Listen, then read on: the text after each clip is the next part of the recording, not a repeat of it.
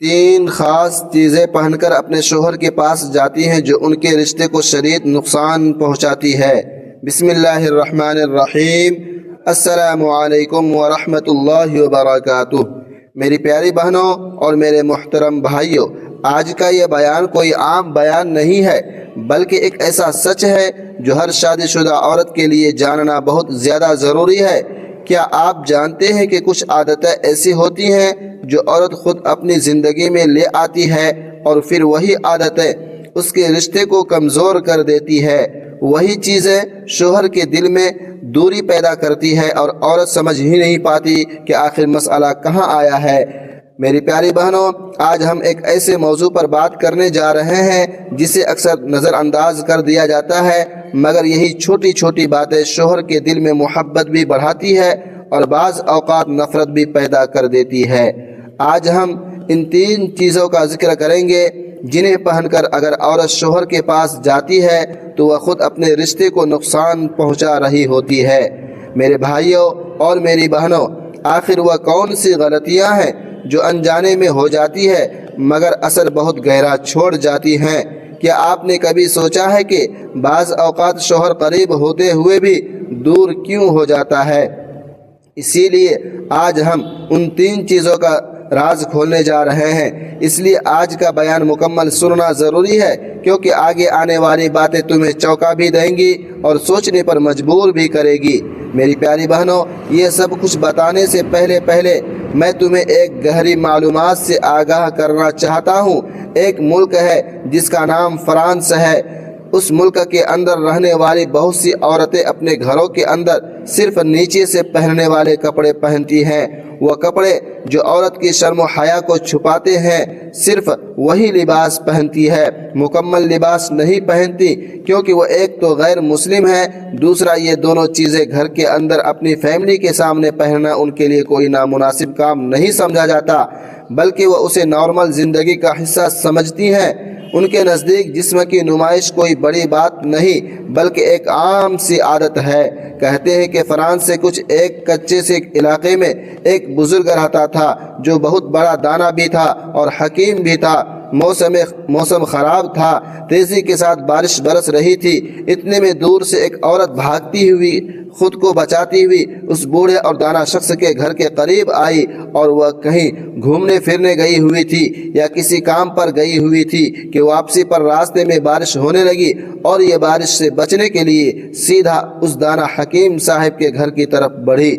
دروازے پر دستک دی، حکیم نے دروازہ کھولا تو دیکھا کہ ایک 25 سالہ لڑکی ہے جس نے صرف اور صرف شرمگاہ والی جگہ چھپائی ہوئی ہے، باقی بے لباس ہے۔ دانا شخص نے کہا، کیسے آنا ہوا؟ اس نے کہا، راستے میں بارش ہو گئی تو میں نے سمجھا کہ ایک رات آپ کے گھر میں ہی گزار لیتی ہوں۔ دانا حکیم نے اسے کہا، ٹھیک ہے، آپ اندر آ جاؤ۔ حکیم نے اس لڑکی کو اندر جا کر بٹھایا، ایک تولیہ دیا، کہا کہ اس کے ساتھ اپنا جسم ڈھانپ لو اور میں تمہارے کھانے کا بندوبست کرتا ہوں۔ تھوڑی دیر کے اندر حکیم نے اس لڑکی کو کھانے کو کچھ دیا، اس کے بعد دونوں ایک دوسرے کے سامنے بیٹھ کر باتیں کرنے لگے۔ آپ کو پتا ہوگا کہ ہمارے کریم نبی صلی اللہ علیہ وسلم کا فرمان ہے کہ جب دو مرد اور عورت، ایک مرد اور ایک عورت دونوں جب تنہائی میں بیٹھتے ہیں تو ان کے درمیان تیسرا شیطان ہوتا ہے۔ وہ شیطان ان دونوں کو ورغلانے کی بھرپور کوشش کرتا ہے۔ اب یہ لڑکی اور وہ بوڑھا دانا شخص ایک دوسرے کے سامنے بیٹھے ہوئے ہیں اور درمیان میں شیطان اپنی پوری طاقت کے ساتھ دونوں کے دلوں میں وسوسے ڈال رہا تھا۔ کبھی نگاہوں کو بھٹکانے کی کوشش کر رہا تھا، کبھی دل میں غلط خیال ڈالتا، کبھی ماحول کو گناہ کی طرف لے جانے کی کوشش کرتا۔ خیر، اس بوڑھے حکیم نے کہا، تم کہاں سے آ رہی ہو؟ تم کہاں سے آ رہی ہو؟ لڑکی نے آہ بھرتے ہوئے جواب دیا، میں اپنا گھر چھوڑ کر اپنے ماں باپ کے گھر جا رہی ہوں، کیونکہ میرا شوہر نہ مجھے خوشی دے سکتا ہے، نہ مجھے عزت دیتا ہے اور نہ ہی مجھے مکمل طور پر خوش کر سکتا ہے۔ مطلب یہ کہ اب وہ ایک عورت کے قابل نہیں رہا۔ حکیم صاحب نے نہایت غور سے اس کی بات سنی اور کہا، یہ بتاؤ تمہارے شوہر کی یہ کمزوری کب سے شروع ہوئی ہے؟ لڑکی نے کہا شروع میں تو سب ٹھیک تھا، لیکن پچھلے 2 سال سے وہ بالکل بدل گیا ہے۔ جب بھی میرے قریب آتا ہے ناکام ہو جاتا ہے، اور اسی وجہ سے میں اسے چھوڑ کر جا رہی ہوں تاکہ کسی ایسے شخص سے شادی کروں جو مجھے سمجھ سکے۔ حکیم صاحب نے ایک لمحے کے لیے سوچا، پھر کہا مجھے یہ بتاؤ تم گھر کے اندر کس طرح رہتی ہو، کس لباس میں رہتی ہو؟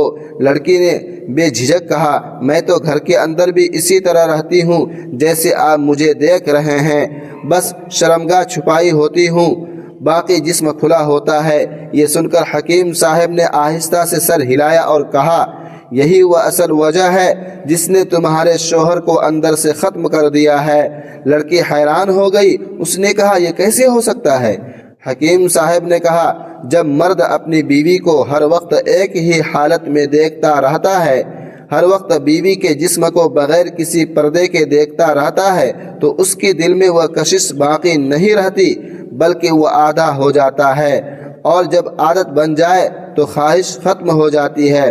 پھر حکیم صاحب نے نہایت حکمت سے کہا مرد کے اندر جو جذبہ ہوتا ہے وہ نیاپن مانگتا ہے، وہ چاہتا ہے کہ ہر بار ایک نیا احساس ہو، ایک نیا انداز ہو، لیکن جب تم نے اسے ہر وقت ایک ہی منظر دکھایا تو اس کے دل نے تمہیں عام سمجھ لیا، اور جب دل کسی چیز کو عام سمجھ لے تو پھر اس میں نہ وہ شوق رہتا ہے اور نہ وہ طاقت رہتی ہے۔ اگر تم ایک بار پھر سے اپنے شوہر کو طاقت دینا چاہتی ہو، ایک بار پھر اسے موقع دینا چاہتی ہو کہ وہ دوبارہ مضبوط مرد بن کر تمہارے سامنے آئے، تو آج سے تم سر سے لے کر پیروں تک اپنے پورے جسم کو ڈھانپ کر رکھو گی، اپنے وقار کو سنبھالو گی اور ہر وقت خود کو ننگا ظاہر نہیں کرو گی۔ حکیم نے نرمی مگر گہرائی کے ساتھ سمجھایا۔ حکیم صاحب نے کہا کہ جو عورت ہر وقت اپنے شوہر کے ساتھ سوتی ہے اور ہر لمحہ خود کو ظاہر رکھتی ہے، وہ انجانے میں شوہر کی خواہش کو کم کر دیتی ہے، اس کے اندر کا جذبہ ٹھنڈا پڑ جاتا ہے۔ اس لیے اگر تم واقعی اس کی طاقت کو واپس لانا چاہتی ہو، اسے اس کمزوری سے نکالنا چاہتی ہو، تو کچھ دن اس سے فاصلہ رکھو، اس کے بستر سے الگ رہو۔ حکیم کی یہ گہری باتیں سن کر وہ عورت خاموش ہو گئی۔ وہ سوچنے لگی کہ واقعی یہ بزرگ سچ کہہ رہا ہے، شاید میری ہی عادتوں نے میرے شوہر کو کمزور کر دیا ہے۔ اس نے عزم کیا اور کہا میں ایک بار پھر اپنے گھر واپس جاؤں گی، میں وہی طریقہ اختیار کروں گی جو آپ نے بتایا ہے، اپنے آپ کو سنبھالوں گی، اپنے انداز کو بدل لوں گی، پھر دیکھتی ہوں کیا ہوتا ہے۔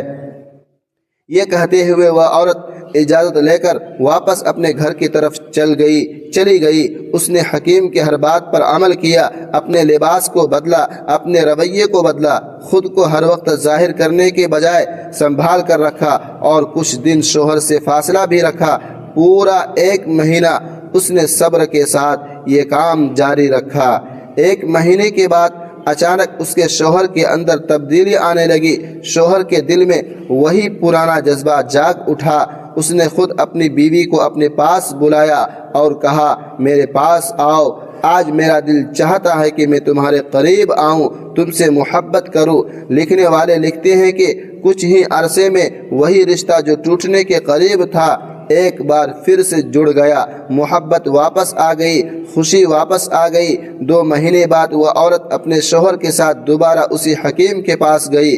اس کی آنکھوں میں خوشی تھی، چہرے پر سکون تھا۔ اس نے آ کر حکیم کا شکریہ ادا کیا اور کہا آپ نے ہمارا اجڑا ہوا گھر دوبارہ آباد کر دیا ہے، آپ نے ہمیں ایک نئی زندگی دے دی ہے، اور آج میرا شوہر وہی ہے جس کی میں نے کبھی خواہش کی تھی۔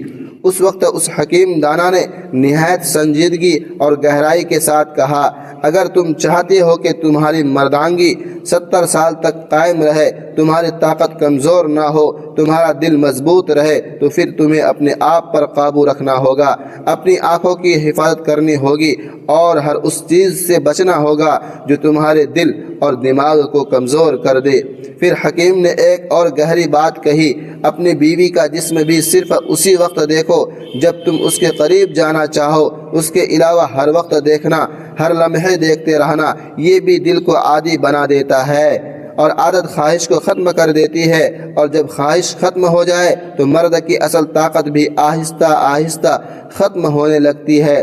میری پیاری بہنوں اور میرے محترم بھائیوں، اگر آج کے معاشرے کو دیکھو تو کتنے ہی مرد ایسے ہیں جو ہر وقت موبائل کے ساتھ جڑے رہتے ہیں، سوشل میڈیا پر لگے رہتے ہیں، مختلف قسم کی بے حیائی والی ویڈیوز دیکھتے رہتے ہیں، اور یہی ویڈیوز ان کے دل کو کمزور کر دیتی ہے، ان کے دماغ کو تھکا دیتی ہے، ان کی مردانگی کو اندر سے کھوکھلا کر دیتی ہے۔ یہاں تک کہ کچھ لوگ شادی سے پہلے ہی اس قابل نہیں رہتے کہ وہ ایک مضبوط شوہر بن سکے۔ یہ اپنے آپ پر سب سے بڑا ظلم ہے۔ میرے بھائیوں، ہمارے کریم نبی صلی اللہ علیہ وآلہ وسلم کا فرمان ہے کہ جب تم چلو تو اپنی نظریں جھکا کر چلو، سر اٹھا کر چلو، مگر نظریں جھکا کر چلو۔ اس لیے فرمایا گیا تھا کہ کہیں تمہاری نظر کسی ایسی عورت پر نہ پڑ جائے جسے دیکھتے ہی تمہارے اندر شہوت پیدا ہو جائے، کیونکہ نظر ہی وہ پہلا دروازہ ہے جہاں سے گناہ دل میں داخل ہوتا ہے، اور جب دل کے اندر یہ آگ لگ جائے تو پھر اسے قابو کرنا آسان نہیں رہتا۔ اگر تم اس وقت شادی شدہ ہو گئے تو تمہارا مسئلہ آسان ہو جائے گا، تم اپنی بیوی کے پاس جا کر اپنے جذبات کو حلال طریقے سے پورا کر لو گے، لیکن اگر تم شادی شدہ نہیں ہوگے تو پھر اس شہوت کو قابو کرنا تمہارے لیے ایک مشکل امتحان بن جائے گا۔ تمہارا نفس تمہیں بار بار کھینچے گا، تمہیں گناہ کی طرف لے جانے کی کوشش کرے گا، اور ہر قدم پر تمہیں خود کو روکنا پڑے گا۔ ناظرین محترم، اور اسی گناہ کو جڑ سے ختم کرنے کے لیے ہمارے کریم نبی صلی اللہ علیہ وآلہ وسلم نے فرمایا کہ جب تمہاری اولاد بالغ ہو جائے تو فوراً ان کی شادی کر دو تاکہ وہ حلال طریقہ اختیار کر سکے اور گناہوں سے بچ سکیں، کیونکہ جوانی کا وقت وہ ہوتا ہے جہاں جذبات سب سے زیادہ ہوتے ہیں، اور اگر ان جذبات کو صحیح راستہ نہ دیا جائے تو وہ انسان کو غلط راستوں پر لے جاتے ہیں۔ لیکن آج کے معاشرے کو دیکھو تو الٹی گنگا بہہ رہی ہے۔ کتنے ہی لوگ ہیں جن کی بیٹیاں کب کی بالغ ہو چکی ہیں مگر وہ شادی کے بارے میں سوچتے ہی نہیں، کیونکہ بیٹیاں کمار ہی رہتی ہے، گھر کا خرچ اٹھا رہی ہے، اور باپ کہتا ہے ابھی کچھ عرصہ اور پیسہ آتا رہے پھر شادی کا سوچ لیں گے، مگر یہ نہیں سوچتا کہ اس بیٹی کے دل میں کیا چل رہا ہے، اس کے جذبات کیا ہیں، اس کی خواہشات کیا ہیں۔ میرے بھائیوں، ہمارے کریم نبی صلی اللہ علیہ وآلہ وسلم نے واضح فرمایا کہ جب تمہارے پاس کوئی ایسا رشتہ آئے جس کا دین اور اخلاقی تمہیں پسند ہو تو اس کی شادی کر دو، اگر تم ایسا نہیں کرو گے تو زمین میں فتنہ اور برپا فساد پھیل جائے گا۔ اب ذرا غور کرو کہ یہ کتنی بڑی وارننگ ہے۔ اگر ہم اپنی اولاد کی شادی میں تاخیر کریں گے، دنیاوی فائدے کے لیے اسے روک کر رکھیں گے، تو اس کا نتیجہ صرف ایک گھر تک محدود نہیں رہے گا بلکہ پورے معاشرے میں بگاڑ پیدا ہو جائے گا۔ اس فرمان کے مطابق سمجھنے والی بات یہ ہے کہ اسلام نے ہر چیز کا وقت مقرر کیا ہے اور شادی بھی ایک وقت پر ضروری ہے۔ اگر ہم اس کو ٹالتے رہیں گے تو پھر گناہوں کے دروازے خود بخود کھل جائیں گے، دلوں میں بے چینی بڑھے گی، نوجوان غلط راستوں کی طرف چل پڑیں گے، اور پھر ہم روتے رہ جائیں گے کہ ہمارا معاشرہ خراب ہو گیا ہے، بگڑ گیا ہے۔ اس لیے عقل مند وہی ہے جو وقت پر فیصلہ کرے، اپنی اولاد کو حلال راستہ دے اور انہیں گناہوں سے بچائے، کیونکہ یہی اصل کامیابی ہے اور یہی اصل ذمہ داری ہے۔ یہاں پر میں تمہیں ایک زبردست حکایت سناتا ہوں، اور یہ حکایت ہے حضرت حکیم لقمان کی۔ کہتے ہیں کہ ایک دفعہ ایک نوجوان لڑکا روتا ہوا حضرت حکیم لقمان کے پاس آیا۔ اس کی آنکھیں سرخ تھی، چہرے پر پریشانی تھی اور دل بے چین تھا۔ اس نے آتے ہی کہا، اے حکیم، میں اپنے نفس سے ہار گیا ہوں، میری نظر قابو میں نہیں رہی، میرا دل ہر وقت بے چین رہتا ہے، میں کیا کروں؟ یہ سن کر حضرت حکیم لقمان نے اسے غور سے دیکھا اور مسکرا کر کہا، آؤ میرے ساتھ۔ کہتے ہیں کہ وہ اسے ایک ایسے مقام پر لے گئے جہاں ایک طرف ایک خوبصورت باغ تھا، رنگ برنگے پھول تھے، خوشبو پھیلی ہوئی تھی، اور دوسری طرف ایک گہرا کنواں تھا جس کے اندر اندھیرا ہی اندھیرا تھا۔ حکیم لقمان نے کہا، بیٹا، اگر تم اس باغ کی خوبصورتی کو ہر وقت دیکھتے رہو گے تو ایک وقت آئے گا کہ تمہیں اس میں کوئی کشش نہیں محسوس ہوگی، لیکن اگر تم اپنی نظر کو سنبھال کر رکھو گے تو یہی باغ تمہیں بار بار نیا لگے گا۔ پھر انہوں نے اسے کنویں کے قریب لے جا کر کہا، اگر تم ایک قدم بھی بے احتیاطی سے آگے بڑھاؤ گے تو سیدھا اس اندھیرے میں گر جاؤ گے جہاں سے باہر نکلنا مشکل ہو جائے گا۔ ناظرین محترم، پھر حضرت حکیم لقمان نے اس نوجوان سے کہا، یہی حال انسان کی نظروں کا ہے۔ اگر تم اپنی نظر کو آزاد چھوڑ دو گے تو وہ تمہیں آہستہ آہستہ گناہ کے کنویں میں گرا دے گی، اور اگر تم اپنی نظر کی حفاظت کرو گے تو تمہارا دل بھی محفوظ رہے گا اور تمہاری طاقت بھی قائم رہے گی۔ کہتے ہیں کہ وہ نوجوان یہ بات سن کر کانپ گیا، اس کے دل پر ایسی چوٹ لگی کہ وہی بیٹھ کر رونے لگا اور کہنے لگا، اے حکیم، مجھے سمجھ آ گیا کہ اصل طاقت اپنی خواہش کو قابو کرنے میں ہے، نہ کہ اس کے پیچھے بھاگنے میں ہے۔ کہتے ہیں کہ ایک دن حضرت حکیم لقمان کے بیٹے سے ایک گناہ سرزد ہو گیا۔ وہ دن بڑا ہی عجیب تھا، فضا میں ایک عجیب سی گھٹن تھی اور اس نوجوان کے دل میں بے چینی موجیں مار رہی تھی۔ اس کی نظریں قابو میں نہ رہ سکی اور وہ ایک ایسی جگہ جا بیٹھا جہاں گناہ کے دروازے کھلے ہوئے تھے۔ لمحوں کی لغزش نے اسے اس راستے پر دھکیل دیا جہاں سے واپسی مشکل لگتی ہے۔ جب گناہ ہو گیا تو اس کے دل پر ایسا بوجھ پڑا کہ وہ برداشت نہ کر سکا، اس کے قدم لڑکھڑانے لگے، سانسیں تیز ہو گئی اور وہ سیدھا اپنے باپ یعنی حضرت حکیم لقمان کے پاس آیا۔ آنکھوں سے آنسو بہہ رہے تھے، زبان کانپ رہی تھی۔ اس نے آتے ہی کہا، ابا، مجھ سے ایک بہت بڑا گناہ ہو گیا ہے، میرا دل جل رہا ہے، مجھے سمجھ نہیں آ رہی کہ میں کیا کروں۔ حضرت حکیم لقمان نے فوراً کوئی ڈانٹ نہ کی نہ ہی سختی کی، بلکہ خاموشی سے اس کا ہاتھ پکڑا اور اسے اپنے ساتھ لے کر چل پڑے۔ کہتے ہیں وہ اسے ایک ایسے مقام پر لے گئے جہاں ایک طرف ایسا جلتا ہوا انگارہ پڑا تھا اور دوسری طرف ٹھنڈا پانی بہہ رہا تھا۔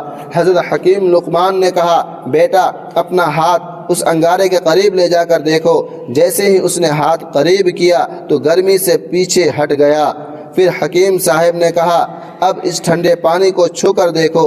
اس نے پانی کو چھوڑا تو اسے سکون محسوس ہوا۔ پھر حضرت حکیم لقمان نے نہایت گہرے انداز میں کہا، بیٹا، گناہ بھی اسی جلتے ہوئے انگارے کی طرح ہوتا ہے۔ جب انسان اس کے قریب جاتا ہے تو شروع میں مزہ محسوس ہوتا ہے، لیکن جیسے ہی اس کے اثرات دل میں پڑتے ہیں تو وہی چیز جلانے لگتی ہے، اور نیکی اس ٹھنڈے پانی کی طرح ہے۔ شروع میں نفس کو مشکل لگتی ہے مگر آخر میں سکون دیتی ہے۔ یہ سن کر وہ نوجوان زاروں قطار رونے لگا۔ اس کے دل میں ایک ایسی چوٹ لگی کہ وہی بیٹھ گیا اور کہنے لگا، ابا، آج مجھے سمجھ میں آ گیا کہ میں نے خود کو آگ میں جھونک دیا ہے۔ حضرت حکیم لقمان نے اس کے سر پر ہاتھ رکھا اور کہا، بیٹا، جو شخص اپنے گناہ پر شرمندہ ہو جائے اور واپس لوٹ آئے وہ اللہ کے نزدیک زیادہ قیمتی ہو جاتا ہے۔ لہٰذا آپ لوگوں سے ریکویسٹ ہے کہ اس ویڈیو کو زیادہ سے زیادہ شیئر کرتے رہیں۔ اللہ تعالیٰ تمام امت مسلمہ کو